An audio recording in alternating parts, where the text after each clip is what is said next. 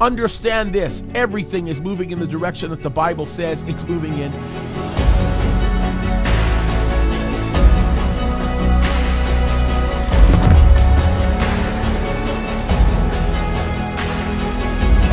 Jesus is coming, and we've got a lot to be excited about. There's going to come a time of reckoning, and that reckoning is coming soon. Ladies and gentlemen, we are here today for another episode of Countdown to Eternity.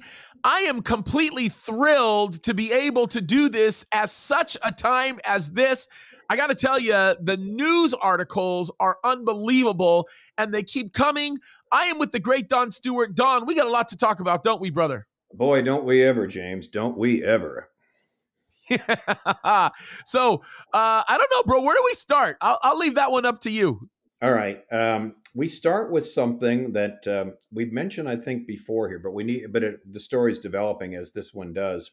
One of the things we talked about is the difference between where we're at now and where we're at a year ago, with Israel trusting the United States because the U.S. had its back.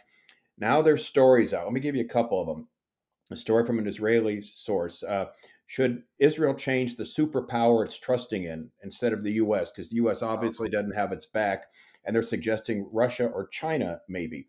Now, what's interesting about this, James, as you well know, Ezekiel 38:8, I like this translation.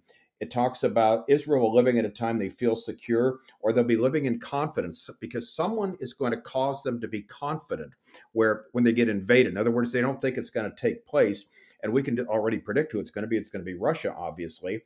Now, Naftali Bennett, the new prime minister of Israel, just visited Sochi, Russia, with Putin. And we've got stories like this. There's a special relationship between Israel and Russia. Then Bennett says, Putin is attentive to Israel's security needs. And then you've got this one, that's the funniest one of all. I mean, it's not funny, it's sad, but it's ridiculous. There's advanced air and sea hardware for Iran that are now being sold in the midst of while Bennett has this warm welcome from Putin. So Russia's selling this advanced air and sea hardware to Iran amidst the time Bennett's getting a warm welcome from Putin, and he thinks Bennett's his friend. James, you really can't make this stuff up. But see, the first thing that had to happen is that the U.S. had to turn its back, which it has with the Biden administration, on Israel. So they're looking for someone else. They mentioned China or Russia. We know it's going to be Russia. But again, you can't make this stuff a special relationship. They're paying attention to our security needs. And then on the other hand, they're at the same time selling advanced air and sea hardware for Iran amidst Bennett's warm welcome. What do you say to something like that? I mean, look, bro, this is not anything that any of us should be surprised about.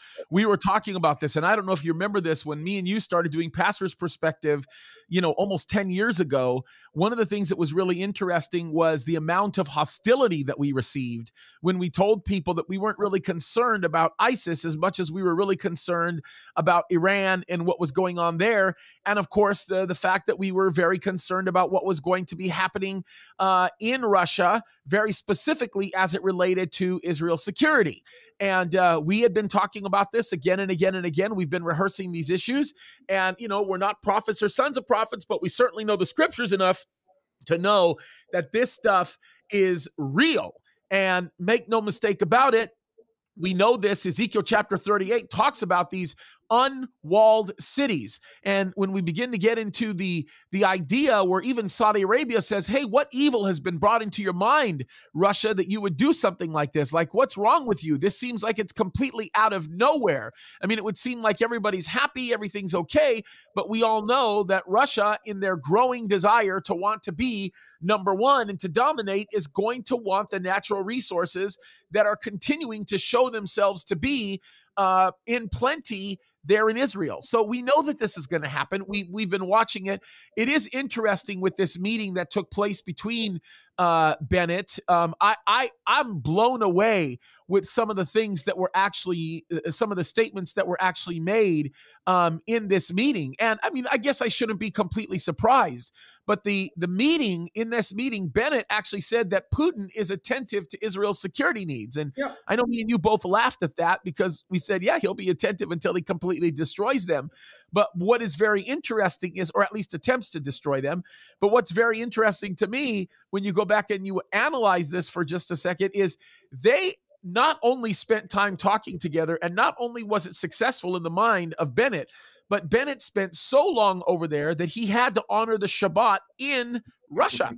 Yeah. I mean, think about that. I mean, you have to feel pretty darn comfortable to be able to stay the night in a place like Russia when that's not something that Israel does all the time. I mean, think about that for a second. That in and of itself is a significant fact with respect to this story.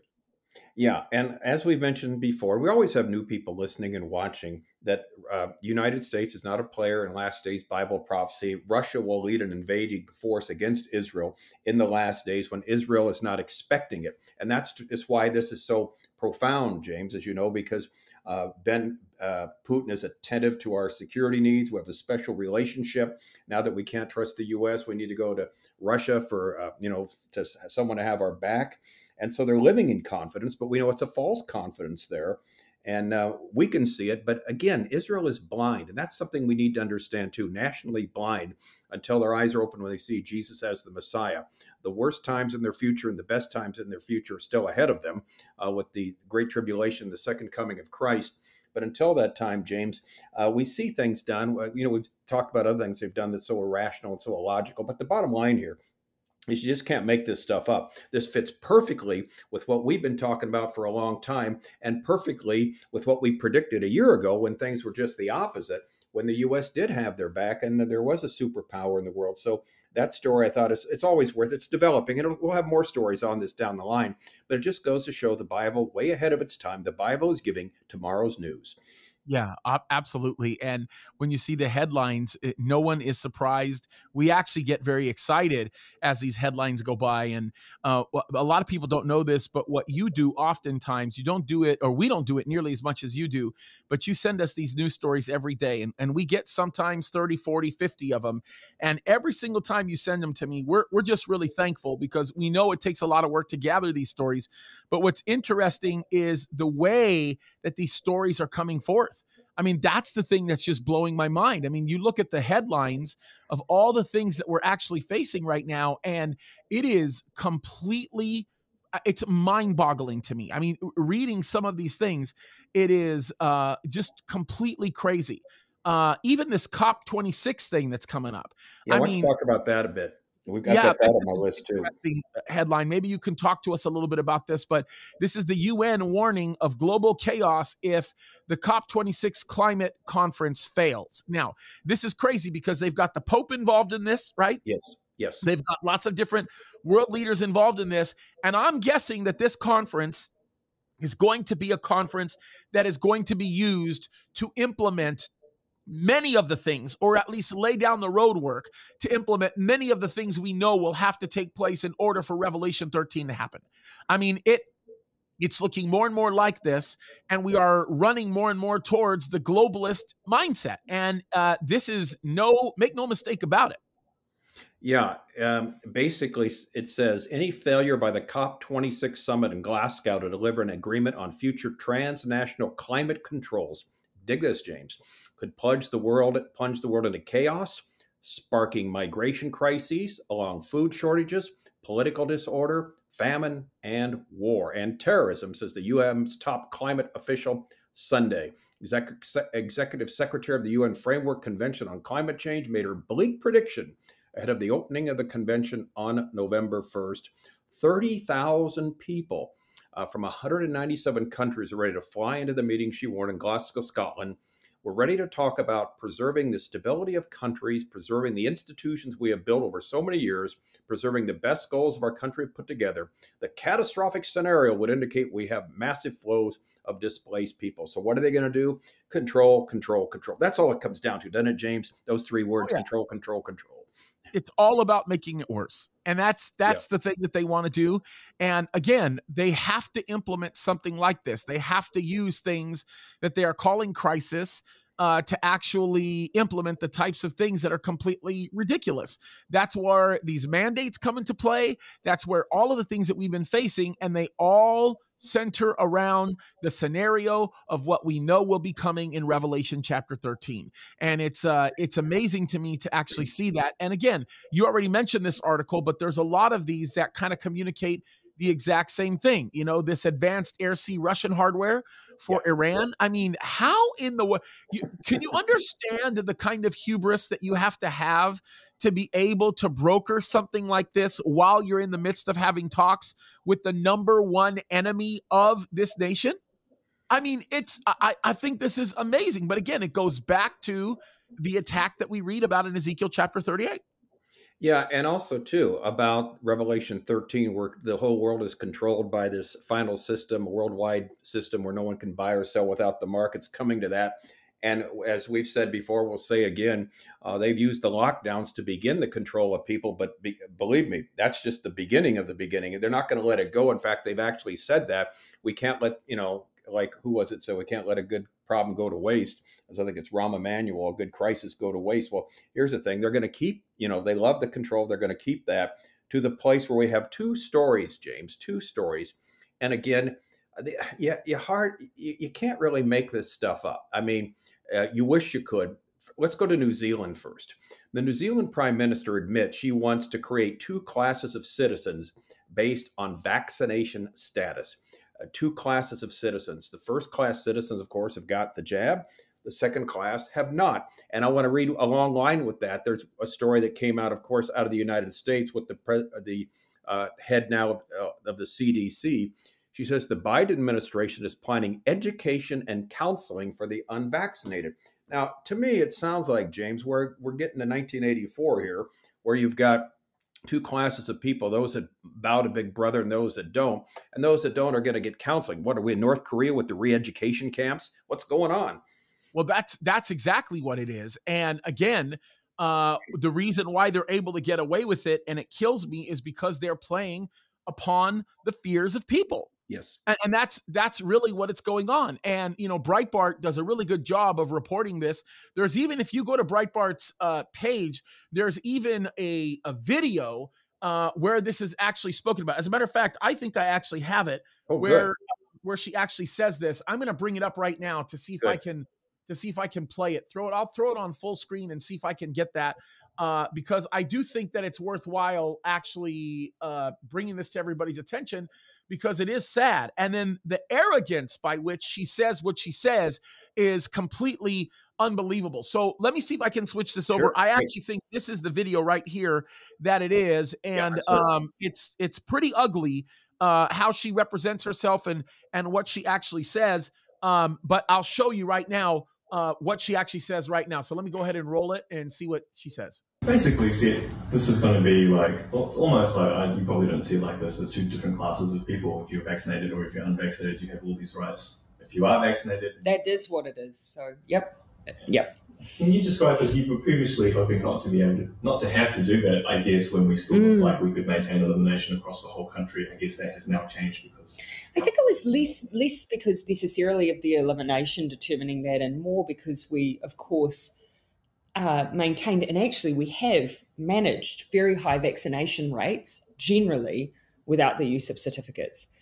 But actually what it's become clear to me is that they're not just a tool to drive up vaccines. They're a tool for confidence. People who have been vaccinated will want to know that they're around other vaccinated people. They want to know that they're in a safe environment. It is a way that we can give confidence to those who are going back into hospitality or events. And so that is something that I think we should offer to people who have been vaccinated, that confidence that we're doing everything we can to keep them safe and that they can come back out and start enjoying those things safely. It is so demonic. I mean, we're going to consider people safe who make a particular health decision versus somebody who doesn't. I'm fit to be tied with that. That is just, oh my goodness. I mean, you saw it. Everybody sees it right there. You know what I mean? Unbelievable. Yeah, and also, James, too, the idea from our own country about how the non-vax need counseling. In other words, we're too stupid to look after our own needs. And one of the things we've talked about before, big thing, of course, like we said, this climate change conference, which will basically say the same thing. Unless we do something right now, then we're all going to die, And so just they're right on schedule, aren't they? Right, with what we expect they're going to say. Well, and again, this is these are demonically inspired tactics. Right. They continue to be, and when fear is used, fear backs people into corners, and it causes them to make really, really, really bad decisions. And that's really the unfortunate part about all of that, right? And that's a thing that we have to continue to take a stand regarding to make sure that people are being called out on this kind of behavior, because this behavior is doing nothing but destroying people in their hearts, their minds, their everything. I mean, it is a very, very tough situation to see it manifesting this way, and it's getting ugly. And again, we shouldn't be surprised. We know this is going to go right into the end time scenario. Yeah, it's a part of it. It's not anything that should surprise us, but it is crazy to actually watching it manifest in front of us right now. Yeah, and here's another one that's really heartbreaking. This headline: major cities are losing up to 1/3 of their police force due to the jab mandate. You've got de Blasio, New York, pushing that, going to fire anybody, first responders, everybody hadn't got the jab. Then Joe Biden says emergency responders should be fired if they don't get the jab. And the mandate is threatening, the law enforcement here in the U.S. But then you've got this one great story, God bless him, Ron DeSantis from Florida. He said they will offer $5,000 bonus for unjabbed police officers from other states to come to Florida. Isn't that something great? It's pretty amazing. Yeah. I think I understand where he's coming from in doing so. I think what he's trying to do is he's trying to save the lives of a lot of people that have a strong conviction about what they want to do with their health. And I just think that DeSantis is a great governor. I think he's smart. I think he's got a good head on his shoulders about how to do this. And he understands what we understand and most of our listeners understand. And that is, we are not in a situation or a circumstance where we should be told what to do with our bodies and what to do with our health. Freedom is God's idea. It's not man's idea. And we should be free to be able to make our own decisions with respect to this craziness. Yeah, and not only it's unconstitutional, it's just not, it's for people to do something like that. But the fear factor, and the fact is, again, we have to say it over and over again, the major media sources, that you'll never hear a different story, an alternative story from them. It's just that, this is what we got to do, we got to do. And unfortunately, people are hearing that day in and day out. If that's all they hear, the big lie, then what do? They just keep on following like the sheep. And unfortunately, this is what we're going to see in the last days. We're not surprised. We're heartbroken by it, but we're certainly not surprised. Oh, absolutely. Absolutely, 100%. And again, I think that we should be encouraged to a degree by the kind of darkness that we're actually seeing, because they sit as pieces of evidence that we know our future is intact with the Lord, because we know what to happen. We know what's going to happen. And God never hesitates to tell us what is going to happen so that we can expect it and we can know exactly what's going on, and that we can say, to God be the glory. We know greater things he's going to do. And it's a pretty amazing thing to see that God's word is true clearly through and through. Yeah. And then, of course, you have the Pope saying the refugee plight is similar to concentration camps. In other words, this is the whole globalist mantra that there's no such thing as borders. You shouldn't have borders. You should let everybody in. There shouldn't even be refugees. This is the whole thing that was a few years ago. That was, where was it done? It's just escaped out of the tip of my tongue. Where they had this international meeting. It was called the kind of the Migrant Act. And bottom line is, the whole world's their oyster. There's no borders. No one can say you can't come to this country. So the Pope says the comparison, he cautioned nations against returning refugees from dangerous countries, citing the hazards. He compares that to concentration camps. if you don't let them in your particular country. Of course, doesn't say anything about vetting them or anything like that. I guess you're supposed to let anybody and everybody in. And one of the great things about the United States of America at the very beginning, James, it was very difficult to get into our country. You had to get in. You had to show you had some type of occupation that could be beneficial. You had, basically to become part of the country, not to, balkanize it, but to be part of it and bring something secure to this country. Or you were sent back from the old ship there when it got there in New York. And so, what a difference this world is now than what, like in America, what it originally was. Yeah, absolutely. And again, I find it offensive that the Pope would say something like that. He clearly has no respect for what happened in Nazi Germany in the 40s, because if he did, he wouldn't make any such comparison. I think it's a demonically inspired comparison. I think it's brutally anti-Semitic. And I think that the Pope knows better than to have done something like that. I think he's just literally, forgive me for saying this, he's lost his mind. He's completely insane. He's a complete nut job. For thinking that he's okay and should be okay to make a statement like that. He has no clue how horrible those concentration camps were. And to actually say that these are concentration camps is literally a mark of insanity. Well, also, too, you've got unfortunately, the Roman Catholic Church did their best to help Adolf Hitler and the Nazis, the Third Reich, to bring upon the world the final solution. And you're right. When you find out what happened in those camps, what took place, to compare anything that takes place this day is beyond ridiculous. And it just, it's terrible for those there's people still alive who were in these camps and who saw it firsthand. There's very few and far between now, but there's no comparison between, these type of events, influx of arrivals from another country coming to a border and have to wait there to be vetted versus what happened there in Nazi Germany during this National Socialism. Again, even to make that comparison is so insensitive and so wrong to the needs of the people there who went through something like this. Yeah, make no mistake about it. It is brutally offensive, and that man ought to put his head in between his legs and apologize for his insanity, for his foolish statements. Well, anyway, bro, listen, we are out of time, believe it or not. We literally just blew through our time together. So as usual, I want to give you the last word. Okay. Well, as always, people, we come here every week with many more stories than we know what to do with. We try and get the ones that are the most important ones with respect to last days Bible prophecy. We do it for a couple of reasons. Number one, not only to inform you, but most of all, to show you the Bible is what it claims to be, the word of the living God. And this is tomorrow's news. It's telling us what's going to happen tomorrow before it takes place. And this is the whole thrust of Scripture. 2,700 years ago in Isaiah 48:6, the Lord said through Isaiah, now you've heard, look at all the evidence. Won't you admit that what I say is true? It is true. And we're just bringing the truth of the gospel. And again, bottom line is Jesus Christ, the one way to get to the one God, the way, the truth, and the life. That's why we're here to present the first coming of Christ as the answer to the problems of the world.